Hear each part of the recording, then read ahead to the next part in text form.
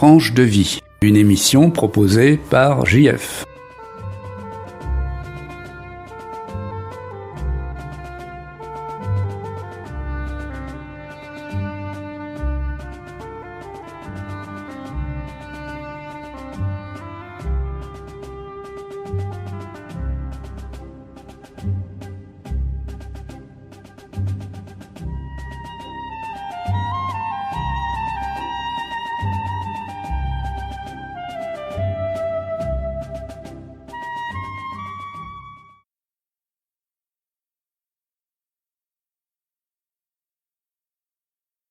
Auditeur de Tranche de vie, pour qui se souvient du spectacle désolant des déchetteries sauvages ou plus ou moins contrôlées d'il y a 30 ans, 20 ans, la création des déchetteries a été quand même quelque chose de formidable, puisque ces décharges mal contrôlées ont été remplacées par une collecte organisée des déchets et un tri sélectif. En Dordogne, il y a 50 déchetteries. Dans le Grand Périgueux, il y en a 8. Et à Coulounier se trouve la déchetterie de Parot.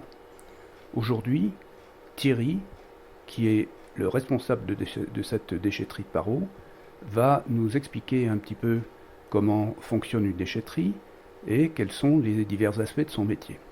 Thierry, bonjour, merci d'avoir accepté notre invitation. Oui, bonjour monsieur. Est-ce que vous pouvez me dire comment vous êtes devenu responsable de cette déchetterie de Parot? Alors il y a environ en 99, j'étais en contrat de réinsertion en déchetterie. Et donc on était obligé d'avoir une formation professionnelle à effectuer. Je parle assez fort.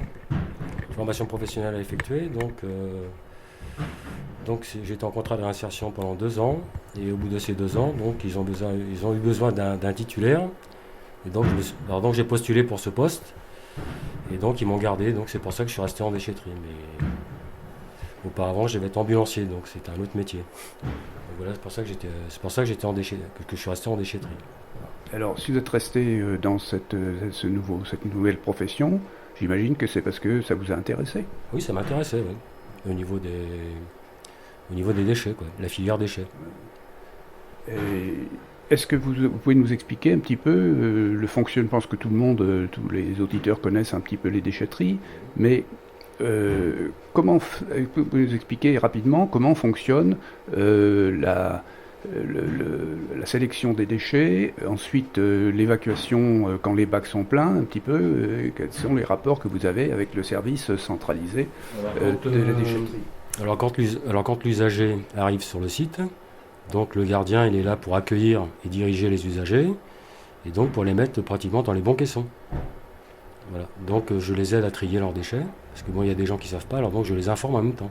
Est-ce que vous pouvez nous rappeler un petit peu quels sont les caissons qui sont offerts justement au choix des clients qui arrivent à déchetterie? Alors, au niveau des caissons, donc, il y a la benne plastique dure, le camp qui est recyclé, il y a la benne ferraille, la benne carton, la benne divers, la benne tout venant, la benne bois, les bennes déchets verts et puis la benne gravat.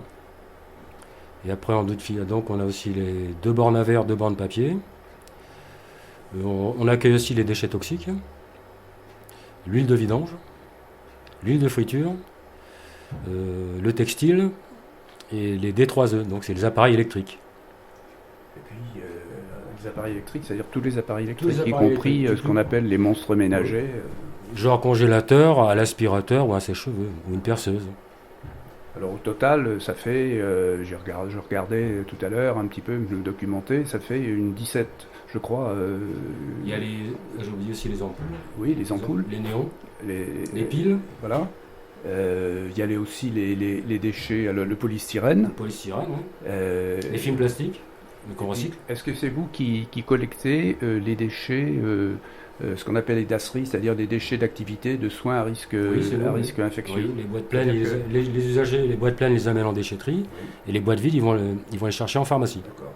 Voilà, au total, ça fait Ça fait à peu beaucoup près de 17 catégories de déchets qui sont recyclés.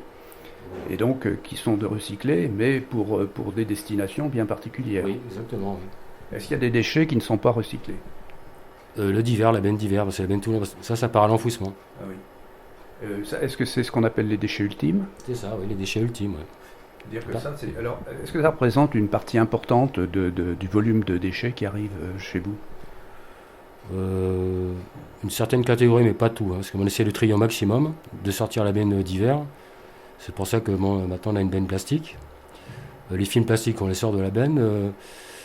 Les EVS qu'on appelle, c'est les emballages vite souillés, soit de peinture, de solvant, on les met à part dans les caisses en déchets toxiques. Comme ça sort de l'enfouissement.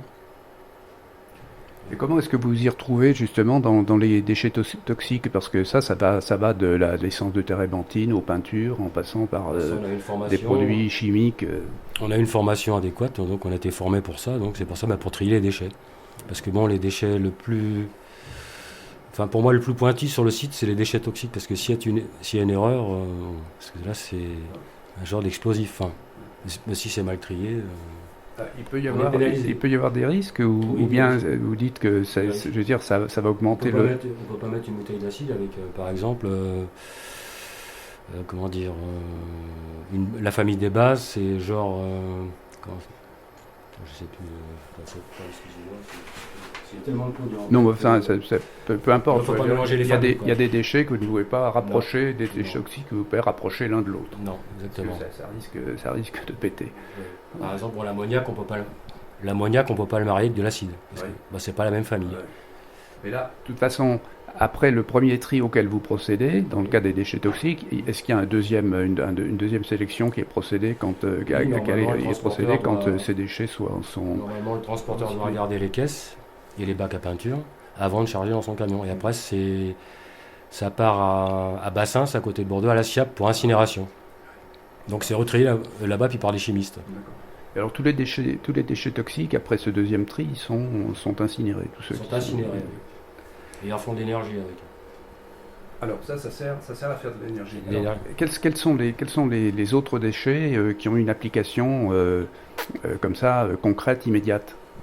Le bois, par exemple, non? Le bois est recyclé. Oui. Ils en font du combustible avec. Oui. Alors, par exemple, pour la chaudière de l'hôpital, la chaudière à bois. D'accord. Voilà. Donc le déchet vert, c'est recyclé, ils en font du compost. Oui. Le gravat, ils en font des remblais. Ils en font du remblai pour les routes. Oui. La ferraille, ils en font du métal, donc quand ça repart en sidérurgie. Le carton, ils en font de la pâte à carton. Alors, la ferraille, par exemple, on est obligé de procéder à un autre tri, parce que quand on voit votre caisson à ferraille, il y a un petit peu de tout dedans. Il y a différents métaux. Oui, genre tondeuse, cornière, aluminium, tout ce qui est la famille des métaux. Quoi. Aluminium, inox, robinet, les cuivres. D'accord, en fonction de ça. Ferraille, voilà. Par exemple, un vieux tonneau en ferraille, on peut le mettre dans la benne ferraille. D'accord. Par contre, les appareils électriques, on ne les met pas dans la benne ferraille. Ouais. Genre congélateur ou frigo. Parce que à l'intérieur, il y a des pièces qu'il faut retirer, du plastique ou des choses comme ça. Donc c'est le monter sur Bordeaux. Donc c'est en transit à la Cita 3 à Boulazac, et après c'est rechargé en semi pour aller sur Bordeaux.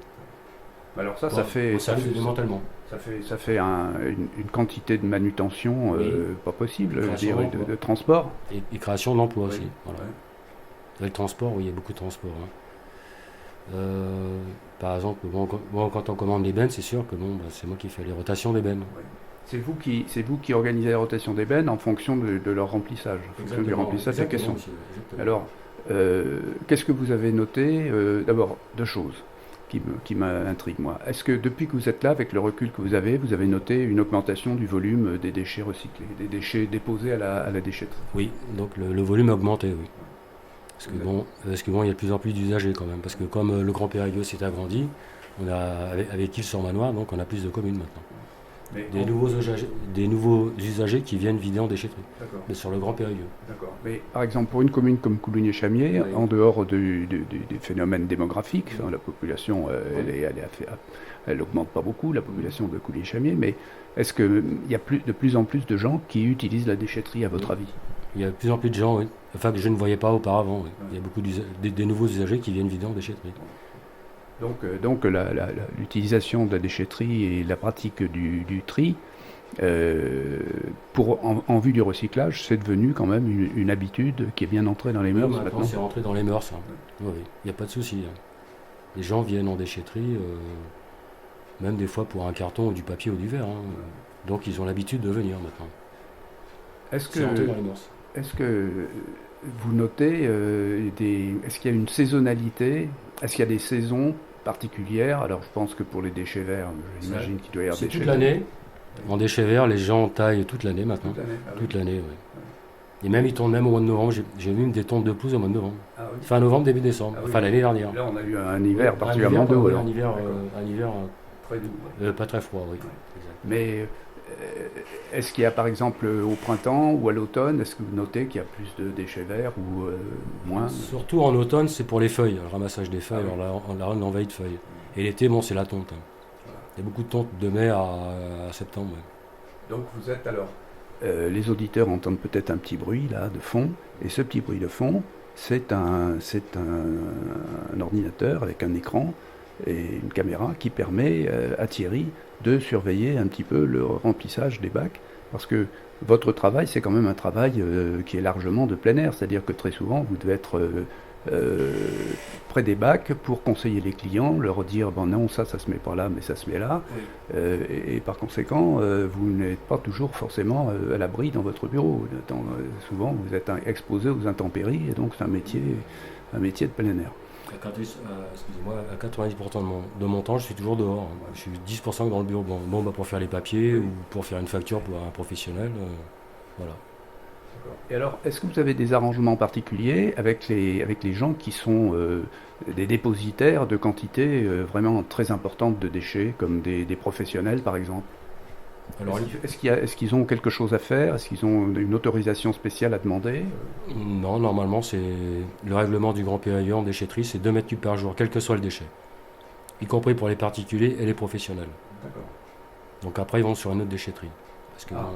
S'ils dépassent ce volume, ils sont obligés d'aller dispatcher dans une autre... C'est le problème de place. D'accord. Parce que bon, si je prends 5-6 mètres cubes de gravat, après les autres, ils ne peuvent pas vider. Quoi.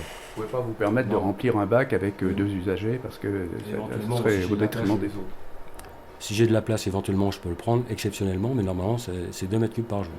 Alors justement, à ce sujet, moi qui suis un usager de votre déchetterie, j'ai noté que quelquefois il y avait des embouteillages, en particulier aux déchets verts. Alors là, vous êtes obligé de faire un petit peu la police, d'organiser la circulation? Je fais un peu la circulation et j'aide les usagers pour débloquer un peu les bennes, quoi, parce que ça va... Après, il y a la queue, les gens sont pas très contents des fois. Ouais. Mais, en général, ça se passe bien, non, les gens qui osent faire. Compte dans le général, pratiquement, ça se passe très bien. Avec le sourire, et tout va bien. Ouais. On va toujours garder le sourire. Hein. De préférence, oui, de préférence. Je le trouve aussi. Alors, donc vous êtes aussi un petit peu responsable, même beaucoup responsable de la discipline de la déchetterie.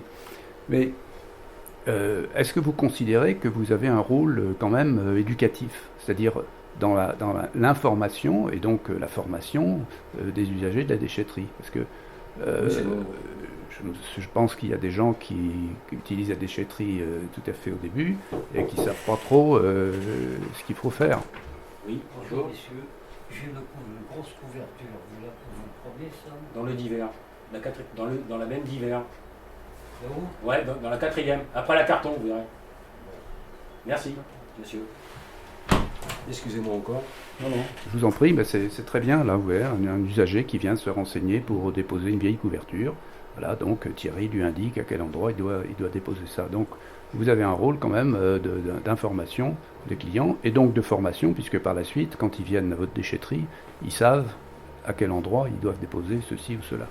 Le premier rôle, c'est déjà d'informer les gens. Déjà, c'est le premier rôle. Et que l'usager soit content de cette visite sur le site en ayant jeté ses déchets. Et il repart content, quoi. Il est satisfait, quoi. Il est satisfait du service de la déchetterie. Là, c'est mon premier rôle. Enfin, que l'usager soit content. Vous avez encore une cliente là qui arrive. Oui. Nous avons 2 télés à Par terre, là. On les met là. Ouais, parce que j'ai plus de place. Merci madame. Voilà, deux télévisions qui vont disparaître dans l'espace approprié pour les vieux appareils électroménagers.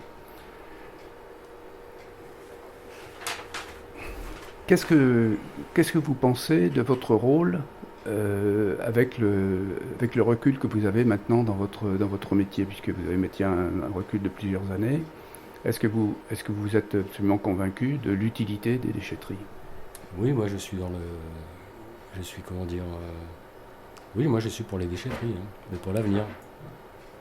Donc il y a moins de, comment dire, maintenant qu'il y a des déchetteries, il y a un peu moins de dépôts sauvages dans les bois ou devant le site des fois. Enfin ici j'en ai pas trop de dépôts sauvages, mais par contre à la déchetterie, à la Font-Pinquet, à Périgueux, c'est souvent qu'il y a des gros dépôts sauvages en bas. Alors que mes collègues ils sont pas très gâtés pour ça. Hein. Alors ça fait partie de la discipline des déchetteries. Et effectivement, un des problèmes, c'est le fait que des gens arrivent, ils trouvent la porte fermée, puisqu'il y a des heures d'ouverture et de fermeture, et donc, avec un sans-gêne incroyable, ils déposent tout ce qu'ils ont amené devant la porte de la déchetterie, à charge ensuite pour les gens qui font fonctionner les déchetteries de répartir ces déchets dans les différents caissons. C'est triste, mais malheureusement, c'est comme ça. Est-ce que ça arrive assez rarement quand même à Paro, vous me dites? À Paro, oui, ça arrive rarement. C'est rare que j'ai des dépôts sauvages. Bon, des fois, quelques objets que je mets dans les caissons les correspondants. Sans ça, non. Je ne vais pas me plaindre ici. Alors, une autre question plus anecdotique. Est-ce qu'il vous arrive quelquefois de voir des gens jeter des choses dont vous vous dites, mais bon sang, pourquoi est-ce qu'on jette ça? Parce que vous savez que dans notre culture de la consommation, on est submergé d'objets, quelquefois qui sont plus ou moins utiles. Et puis on a tendance à jeter facilement des choses qui pourraient être réparées. Est-ce que vous avez cette impression? Ben oui, je trouve que la société de consommation fait consommer beaucoup d'objets. Par contre, des objets potables, je les oriente sur les associations. Comme Emmaüs à Chamiers et le Secours Populaire à Périgueux, ou alors Artec à Marsac. Alors par exemple, si on prend l'exemple le plus simple, c'est celui des vêtements. Parce que là, vous collectez les vêtements. Oui. Et on collecte les vêtements, et donc c'est l'association La Tresse qui les récupère et qui est retriée à Saint-Médard de Mussidan. Donc c'est les gens en réinsertion qui trient là-bas les vêtements. Et qui ensuite répartissent entre les associations ou pour que la distribution de ces vêtements. Il y a une certaine partie du textile qui part en filière de recyclage. Ce qui est inutilisable et recyclé. Voilà, c'est ça. D'accord, donc encore un aspect de l'utilité des déchetteries, c'est-à-dire que ça fait travailler l'association, travailler les associations, et puis voilà. Et puis ça permet aussi de collecter des choses qui sont encore utilisables. Exactement. Voilà. Il y a beaucoup de gens aussi. Il y a beaucoup de gens aussi qui amènent leur textile directement au Secours Populaire à Périgueux. Oui, bien sûr, bien sûr. Mais disons que la Tresse, elle a un petit peu le rôle dans le domaine alimentaire de la banque alimentaire, c'est-à-dire qu'elle centralise et puis après elle dispatche. Donc aussi, il y a beaucoup de gens aussi qui vont au Secours catholique déposer leurs vêtements aussi, ça arrive. Catholique, Emmaüs, le Secours Populaire, voilà. Il y a toutes les associations. Je crois qu'on a fait le tour un petit peu du fonctionnement. Dans une semaine normale, oui. Vous évacuez combien de caissons? C'est des caissons de quel volume à peu près? Vous savez, vous êtes au courant? Ça paraît... Ça dépend, parce qu'entre les rotations, puis deuxièmement, il y a le compacteur. Oui. Donc on gagne des bennes. Donc une benne compactée, ça fait quand même 3 voyages en moins, hein, les 3 camions en moins. Hein. Donc là, ça fait déjà moins de pollution sur la route. Donc vous avez des compacteurs qui viennent tasser le matériel dans les bacs ou dans les caissons, et ce qui fait qu'on peut les remplir ensuite. Mais il n'y a pas de limite de poids ou de il y a des... Les gravats, ça peut poser des problèmes pour le poids pour les gravats. On peut les mettre à 14-15 tonnes les bennes. Hein. Ah oui. Et les déchets verts, on fait des bennes entre... la dernière qu'on m'a dit, là, Chancelade, ils ont fait une benne de 10 tonnes 200 en déchets verts. C'est un peu limite. Ça veut dire que ça a été vraiment bien tassé. Et que bien compacté. Mais ici, les bennes partent à 7-8 tonnes. 7-8 tonnes en moyenne. De déchets verts, Dans une semaine moyenne, vous pensez que vous évacuez combien de caissons? disons, soit total, soit dans les déchets qui sont les plus volumineux, comme le déchet vert. Alors, déchets verts, bon, ce qui tourne le plus sur la déchetterie, bon, c'est le déchet vert. Oui. Et dans une semaine à Paro, vous faites partir combien de caissons à peu près? Une dizaine. C'est une par jour une par jour ou plus d'une par jour? Des fois 2-3 par jour, ça dépend. Oui. Ça dépend le monde qu'on a sur le site. Oui. Plus il y a d'usagers, plus les bennes se remplissent, Oui, c'est un peu logique. Puis ça dépend aussi de ce qu'ils amènent. Les objets qu'ils amènent aussi. Donc, d'après ce que vous dites, c'est quand même assez variable. Ah, ça varie, hein. Oui. C'est jamais, les semaines ne se ressemblent jamais. Et est-ce qu'il y a vous notez des variations saisonnières? Est-ce que par exemple en été, vous avez beaucoup moins de clients dans des vacances où les gens s'en vont? Si, l'été, on a quand même beaucoup de gens qui sont en vacances et qui bricolent chez eux. Ouais. Qui débarrassent, quoi. Enfin, qui font du nettoyage d'été, quoi. Voilà. Je crois qu'on a fait le tour du fonctionnement de la déchetterie. Voici un autre monsieur, notre client. Là, c'est quelque chose. Alors, c'est l'association Artec qui vient collecter le polystyrène et puis les films plastiques. d'accord. C'est une association qui vient collecter un matériau particulier, polystyrène et film. Donc Thierry se lance dans la paperasse. Il va remplir des papiers Vous n'avez pas pris les palettes, hein? Non. Bah non. pour que tout se passe dans les règles.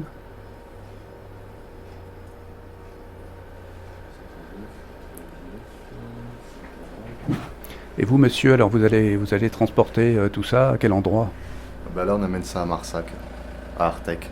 Et après, c'est recyclé. On recycle le polystyrène et le plastique. Artec, c'est la société qui recycle ces matériaux. Voilà, c'est ça. Et ces matériaux, ils deviennent quoi? Après, on les revend à des grosses sociétés, qu'eux, ils s'en resservent en fin de compte. Vous revendez le matériau brut. Voilà, c'est ça. D'accord. Donc vous savez pas ce que ça devient. Pas trop exactement. Alors j'ai lu quelque part que ça pouvait redevenir du matériau expansé ou du matériau extrudé, alors qui, suivant qu'il est expansé ou extrudé, a des utilisations différentes. Thierry donne un coup de tampon. Merci, au revoir. Le monsieur du polystyrène et des films s'en va. Et maintenant, nous allons demander à Thierry s'il a d'autres passions que son métier à la déchetterie. Il y a quand même une vie après la déchetterie. Qu'est-ce que vous faites? Oui, moi j'ai quand même une vie privée. Donc j'ai fait beaucoup de marches à pied, mes jours de repos. Le mardi, bon, c'est la journée administrative, quoi. C'est les papiers, c'est les courses, c'est la vie de tous les jours, quoi. Ah oui, pour votre foyer. Ouais, pour mon foyer, parce que le week-end, je travaille déjà les samedis, tous les samedis, et je travaille un dimanche matin sur 2. Donc ça revient assez vite. Oui. Le dimanche matin, mais la déchetterie est fermée, mais à ce moment-là, qu'est-ce que vous est faites? fermé, mais il y a la donne ouverte le dimanche matin, il y a Périgueux. Oui. Et moi, je vais un dimanche sur 2 à Trélissac, à la déchetterie de Trélissac. D'accord, donc vous tournez entre plusieurs déchetteries, vous avez des sortes d'astreintes pour certaines. Par contre, il y a Chancelade qui font un dimanche sur 2 à Périgueux. Donc il y a toujours les mêmes gardiens pour 2 déchetteries ouvertes le dimanche matin. D'accord, donc ça fait des semaines bien remplies, mais qui vous permettent quand même de distraire un petit peu de temps pour faire de la marche à pied. Oui, Et alors, qu'est-ce qui vous a amené à la marche à pied? C'est avec ma femme, il y a quelques années, on s'est mis à marcher dans les bois, puis maintenant on va sur la voie verte.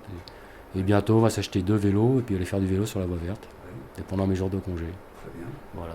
Très bien. D'autres passions, d'autres hobbies? Si, j'aime bien, c'est les visites de châteaux. Oui. J'aime bien les visites. Alors là, vous êtes gâté Oui, dans en le Périgord, Dordogne, parce que là, vous avez l'embarras du choix. Moi, je ne suis pas natif de la Dordogne, je suis né dans l'Oise, au nord de Paris. Donc quand je suis venu en Dordogne, c'est vrai que je suis gâté. Hein. Et je me plais très bien en Dordogne. Voilà. On vit bien, on mange bien, les gens sont très sympathiques.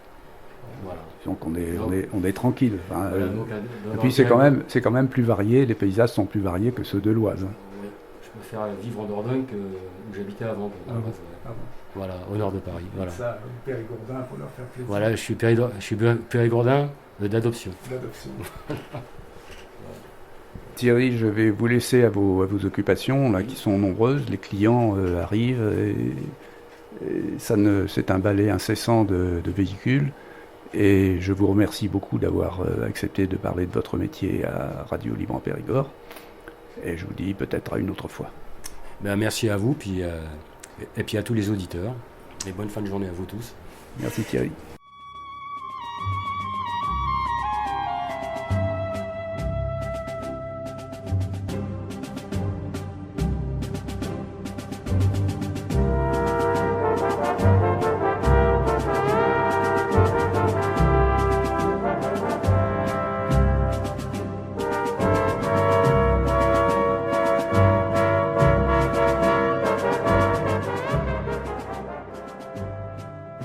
C'était Tranche de vie, une émission proposée par Jean-François.